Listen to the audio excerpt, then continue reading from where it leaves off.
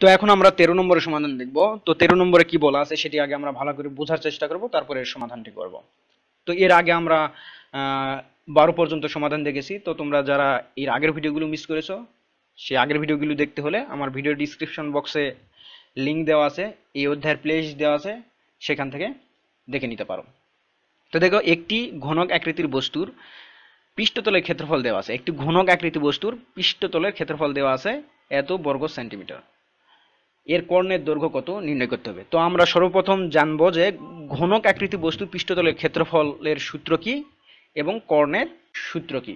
তো এই সূত্রগুলো তোমাদের বইয়ে দেওয়া আছে, সেই বই থেকে অবশ্যই তোমরা দেখে নিবা এবং মুখস্থ করে রাখবা।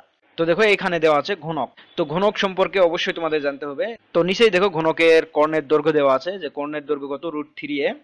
তারপর ঘনকের সমগ্র তলের ক্ষেত্রফল 6a², আর ঘনকের আয়তন a³ এখানে এ কি, এ হলো একটি ধার। তো তোমাদের অবশ্যই এগুলো মনে রাখতে হবে। তাহলে চলো আমরা এখন এর সমাধানটি দেখি। তো দেখো, মনে করি যে ঘনক আকৃতির বস্তুটির ধার যেটি আমরা দেখে আসলাম সেটিকে এ ধরলাম, এ সেন্টিমিটার। তো দেখো, অতএব ঘনক আকৃতি বস্তুটির পৃষ্ঠতলের ক্ষেত্রফল আমরা সবে মাত্রই দেখে আসলাম যে ঘনক আকৃতি বস্তুর পৃষ্ঠতলের ক্ষেত্রফল 6a²। তো এখানে স্কোয়ারটা মিস হয়েছে, তো এখানে হবে 6a² বর্গ সেন্টিমিটার। কিন্তু তোমাদের প্রশ্নে দেওয়া আছে দেখো যে ঘনক আকৃতির পৃষ্ঠতলের ক্ষেত্রফল 2400 বর্গ সেন্টিমিটার। অতএব এইটা ইকুয়াল টু কত হবে, এই 6a²। অতএব আমরা শর্ত মতে লিখতে পারি, যেহেতু দুইটি পৃষ্ঠতলের ক্ষেত্রফল বোঝাচ্ছে, অতএব দুইটি সমান, অতএব 6a² ইকুয়াল টু 2400। অতএব 6 দ্বারা যদি আমরা 2400 কে কাটি কত হবে, 400 হবে, কারণ 4 6 24 হয়। তো 400, আর এই স্কোয়ারটা যদি আমরা এই 400-র উপর রুট আকারে দেই, কারণ আমরা জানি যে 20-এর উপর স্কোয়ার করলে হয় কত, 400। অতএব আমরা যদি এইভাবে লিখি যে a² ইকুয়াল টু 20-এর উপর স্কোয়ার, অতএব এই স্কোয়ার কেটে গেলে কত হয়, a ইকুয়াল টু 20।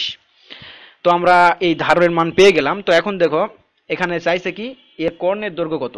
তো আমরা কর্ণের দৈর্ঘ্যের কিন্তু সূত্র জানি যে ঘনক আকৃতি বস্তুটি কর্ণের দৈর্ঘ্য √3a। তো এখানে এই এ হবে না, এখানে অতিরিক্ত এ টাইপিং মিস্টেক। তো 3a সেন্টিমিটার।